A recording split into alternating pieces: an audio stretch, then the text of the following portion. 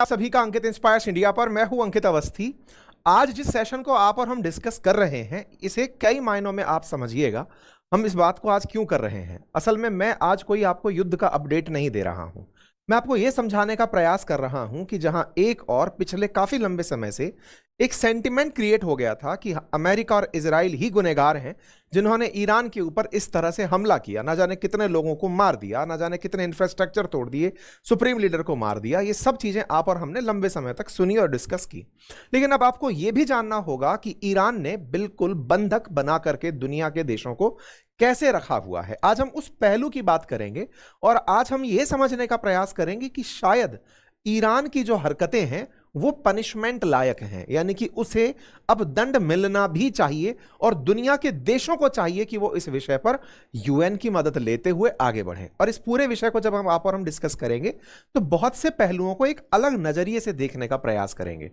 इस पूरी कहानी से पहले के जितने भी हमारे सेशंस रहे हैं उनमें हमने आपको खूब अच्छे से दोनों पक्षों को जगह दी है, लेकिन आज जो मेरा खास उद्देश्य है इस विषय को छूने का वो ये कि आप यहां से आगे के जो अपडेट्स हैं उसे उस नजरिए से देखें कि दुनिया के लिए क्या जरूरी है। चलिए तो शुरू करते हैं। सबसे पहले एक अपडेट कि ट्रंप ने हाल में अमेरिका के 3 डेस्ट्रॉयर्स को स्ट्रेट ऑफ हॉर्मुज से पार करवा दिया है। आप में से कुछ लोग कहेंगे ये कौन सी बड़ी खबर है। दूसरी खबर यह है कि सऊदी अरब और कुवैत ने अपने एयरबेस इस्तेमाल करने की अमेरिका को इजाजत दे दी है। फिर कहेंगे कि यह कौन सी बड़ी खबर है। चलिए मैं दोनों ही बड़ी खबरों के मायने बताता हूं। और तीसरी बड़ी खबर यह है कि यूनाइटेड नेशन सिक्योरिटी काउंसिल में दुनिया भर के देश अब ईरान से स्ट्रेट ऑफ हॉर्मुज खुलवाने की कहने गए हैं कि कहिए इससे कि ये रास्ता निकालने दे।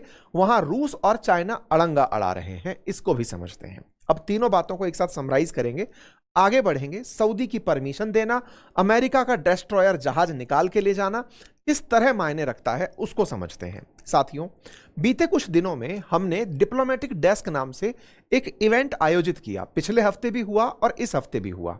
जब पिछले हफ्ते हमने डिप्लोमेटिक डेस्क रखा था तब एक जनरल, रिटायर्ड जनरल सेना के हमारे साथ थे। उन्होंने एक बात बहुत अच्छे से उस सेशन में उठाई थी और वो ये था कि जहां आप एक तरफ ये समझ रहे हैं कि अमेरिका के द्वारा ये सारी हरकतें हो रही हैं, असल में स्ट्रेट ऑफ हॉर्मुज को अमेरिकी जहाज पार ही नहीं कर पा रहे हैं। अमेरिकी डेस्ट्रॉयर और जितने भी आप लोग सुनते हैं वॉरशिप कैरियर, जो एयर मतलब जो फाइटर जेट कैरियर्स हैं, एयर वॉरशिप्स हैं, वो स्ट्रेट ऑफ हॉर्मुज को पार करके पर्शियन गल्फ में नहीं जा पा रहे और ना ही पर्शियन गल्फ से निकलकर स्ट्रेट ऑफ हॉर्मुज से ओमान की तरफ आ पा रहे। मतलब ये रास्ता इधर से इधर नहीं जा पा रहे और जो अंदर फंसा हुआ है वो यहां से यहां नहीं आ पा रहे। भले ही अमेरिका ये बोल रहा हो कि मैंने ब्लॉकेड लगा दिया है, लेकिन सही मायने में उसके ब्लॉकेड का कोई भी सेंस नहीं है, क्योंकि यहां से वो निकल ही नहीं पाते। क्यों नहीं निकल पाते? क्योंकि यहां बैठा है ईरान आईआरजीसी के साथ, छोटी मधुमक्खी जैसी फ्लाइट्स, वो बोट्स लेकर के, और वो गोला फेंकता है। ये हमने पिछला हफ्ता जब डिप्लोमेटिक डेस्क का आयोजन हुआ था, जिसमें हमारे एक पूर्व राजदूत थे और एक जनरल साहब थे, उन्होंने इस बात को रेज किया था। एक पॉइंट तो हमारे सेशन में वो रेज हुआ था। एक और पॉइंट हमारे सेशन में कल जब हमने डिप्लोमेटिक डेस्क आयोजित किया तब रेज हुआ, और वो पॉइंट था कि खाड़ी देश चुप क्यों हैं। हमने इस विषय को बहुत डिटेल में चर्चा किया था। अब आप समझकर देखिए, कल मैंने यहां पर भी एक जनरल साहब थे, रिटायर्ड जनरल साहब, और एक एम्बेसडर हमने साथ बुलाए थे और एक पैनल डिस्कशन हमने इसमें किया। इसमें यह पॉइंट हम लोगों ने डिकोड किया कि खाड़ी देशों के चुप होने का कारण क्या है। साथियों, इन दोनों ही पॉइंट्स का आज जवाब भी आ चुका है। पहला, खाड़ी देशों में, जीसीसी देशों के अंदर सऊदी ने और कुवैत ने परमिशन दे दी है कि ठीक है आप हमारे एयरबेसेस यूज कर लीजिए। और दूसरा, अमेरिकी जहाज यहां से पार हो गए हैं। मतलब जिस तरह के हम लोग यहां पर पैनल डिस्कशन कर रहे हैं, उन पैनल डिस्कशंस के रिजल्ट्स भी अब आने लगे हैं। हम आपके सामने उन चर्चाओं को रख पा रहे हैं अपडेट्स के रूप में। एक, ईरान के बीच में मध्यस्थता कराने का पाकिस्तान प्रयास कर रहा है कि ये लोग एक बार सेटल हो जाएं और स्ट्रेट ऑफ हॉर्मुज खुल जाए। पाकिस्तान के द्वारा दोनों ही देशों को लेकर चला जा रहा है। सबका गुड बुक में चलने का प्रयास पाकिस्तान लंबे समय से कर रहा है।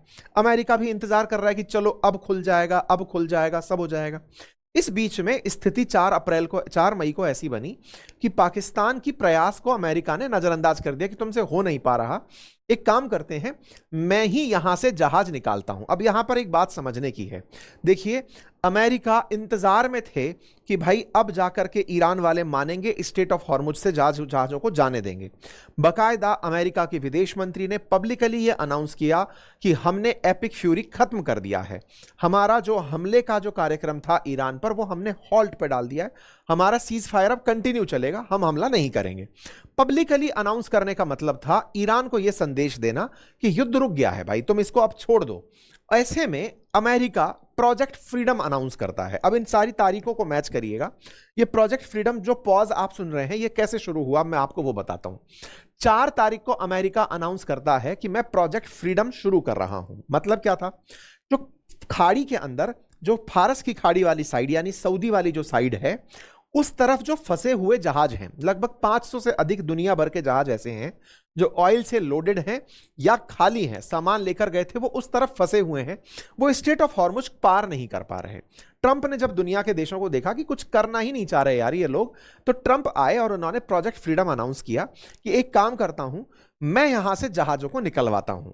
तरीका यह रहेगा कि मेरा जहाज जो है ना, मेरा डेस्ट्रॉयर, डेस्ट्रॉयर क्या होता है, जैसे है ना आप टैंकर सुनते हैं जमीन पर चलते हुए कि टैंकर होता है जिसमें गोला लगा होता है और वो फेंक फेंक करके दुश्मन के उनको बंकरों को उड़ा रहा होता है, ऐसे पानी में चलने वाला टैंकर समझ लीजिए। थोड़ा बड़ा टैंकर है जो तरह तरह के खुद पर आने वाले हमले भी न्यूट्रलाइज कर देगा, रडार भी लगी है, छोटी गन लगी है, बड़ी गन लगी है, मतलब अपने आप में चलता फिरता एक जंगी जहाज।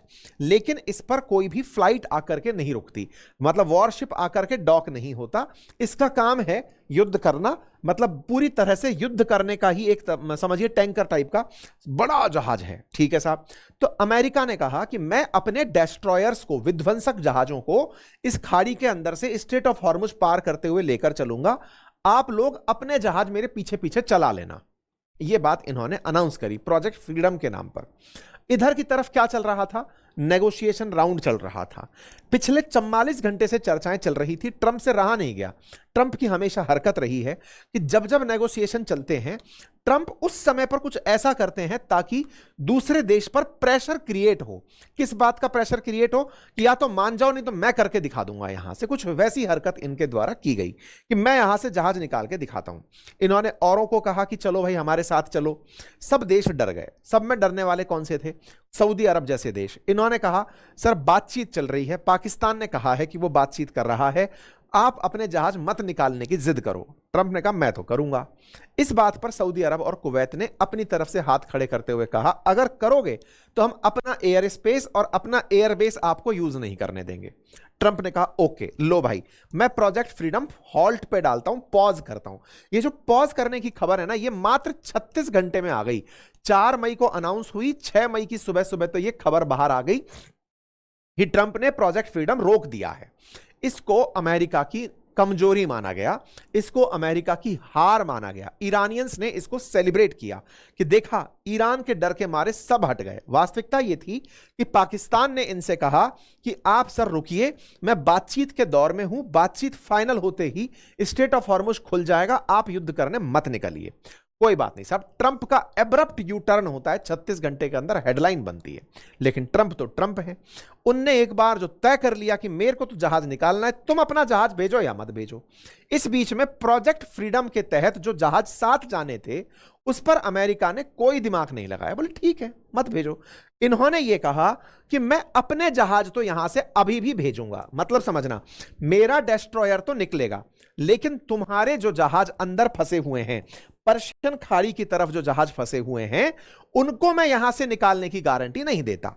फंसे रहो, तुम लोग फंसना चाहते हो तो मैं अपने जहाज निकालूंगा और निकाल के दिखाऊंगा। ये उनको सबक होगा ईरान वालों को कि जो तुम यहां पर ये जो स्ट्रेटेजिक लोकेशन लेकर बैठे हो, असल में क्या है ना, आपको जो ये रास्ता एकदम पार साफ सुथरा दिखाई देता है, इसमें बहुत सारी लोकेशंस ऐसी हैं, जैसे ये कसम करके जो जगह है, जैसे ये लरक करके जगह है, ये हॉर्मुज करके जगह है, ये बंदर अब्बास करके जगह है।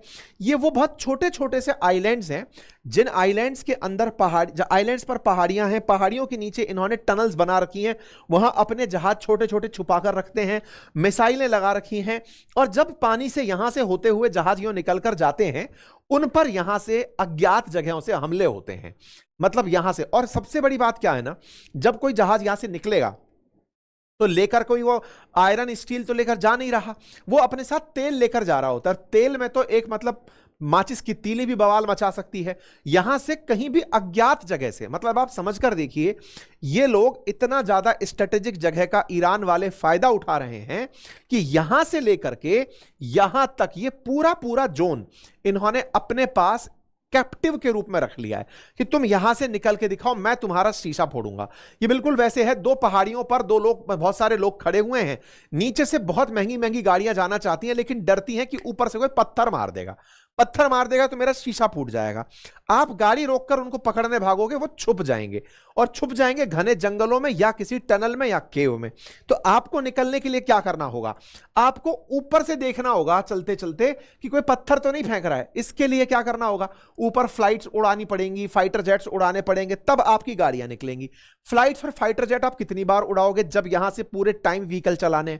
तो ईरान वालों ने अपनी इस जगह का इस्तेमाल पूरी दुनिया को अपना बंधक बनाने में कर लिया है। मतलब पहले ईरानियंस के प्रति एक सिंपैथी का भाव पैदा हो रहा था कि ईरानियंस ने बहुत लॉस झेल लिया, अपने सुप्रीम लीडर को खो दिया, अपने साथ इतना नुकसान उठा लिया।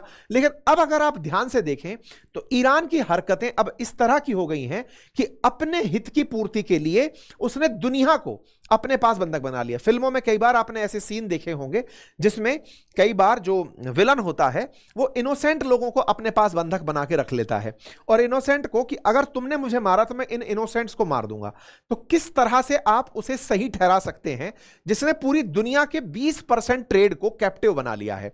मतलब कि ईरान की हालत यह है कि मैं इस रास्ते से तो गुजरने नहीं दूंगा, तुम मुझे मारना है तो मार दो। तो भाई हम तेरा समर्थन किस बात पर कर दें, या तुम्हारे प्रति अब सिंपैथी कैसी बची रह जाए दुनिया के अंदर। बोले साहब क्यों नहीं, उनका इतना नुकसान हुआ है, तो तुम्हारी हरकतें ऐसी थी, पूरे time death to America, death to Israel चिल्लाने वाले तुम ही थे, बाकी लोग भी तो थे भाई वहां पे जो अमेरिका की मदद लेकर के या साथ रहकर, दुनिया के साथ रहकर व्यापार करके इतना आगे निकल गए। तुम्हें ही झंडा बुलंद करना था कि नहीं साहब मैं पूरी तरह से अपनी प्रॉक्सी चलाऊंगा, मैं हूती बनाऊंगा, मैं अपने हिजबुल्ला खड़ा करूंगा, सब तुम्हें करना था ना। इन सब ने तो नहीं किया, तुमने अपनी प्रॉक्सीज बनाई, कुछ फोर्सेस बनाई, बशीद आर्मी बनाई, सब तुमने बनाई, इनने से थोड़ी बनाई। जब तुम्हारी हरकतें इस तरह की हैं तो ऐसे समय पर दिक्कत भी तुम्हें ही आ रही है।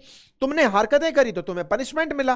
तुम न्यूक्लियर बम बनाने की बात करते हो, तुमसे ज्यादा अमीर देश सामने बैठे हैं, कोई नहीं बनाना चाहता। तो तुम्हारे न्यूक्लियर बम से डरे क्यों अमेरिका और इजराइल? कारण है जो तुम्हारे पास कंकर पत्थर जैसे शहीद ड्रोन हैं, तुम उनसे दुनिया के जहाजों को निकलने नहीं दे रहे। अगर तुम्हारे पास न्यूक्लियर बम हुआ तब तो तुम किसी भी देश के ऊपर बम की धमकी देकर के अपनी मर्जी का काम कराओगे। तो भाई जो उनकी थॉट प्रोसेस है ना अमेरिका वालों की, या फिर यूरोप के देशों की, या जीसीसी देशों की, शायद वो भी गलत नहीं है कि तुम्हारे पास जब मुट्ठी भर इतने चिंदी टाइप के वेपन्स हैं कि तुम उन वेपन से अमेरिका तक अपना एक जहाज नहीं फेंक पा रहे, तुम्हारा एक मिसाइल अमेरिका तक नहीं पहुंच पाया जो इतनी दूर से तुम्हें मारने चला आया, तुम्हारे इतने से दिक्कत में तुमने दुनिया के 20% ट्रेड को हिला के रख दिया क्योंकि तुम्हारी लोकेशन ऐसी है कि मैं कंकर फेंक के मार दूंगा। यह हालत ऐसी है जैसे अब बाब अल मंडल करके जो अपना स्ट्रेट है ना, जो स्वेज कैनाल की तरफ जाता है, वहां पर जिबूती, इथोपिया, ये जो छोटे छोटे से देश हैं, सोमालिया, इन देशों के अंदर समुद्री लुटेरे रहते हैं। और ये जो समुद्री लुटेरे हैं ये जहाजों को लूट लूट करके ले जाते हैं।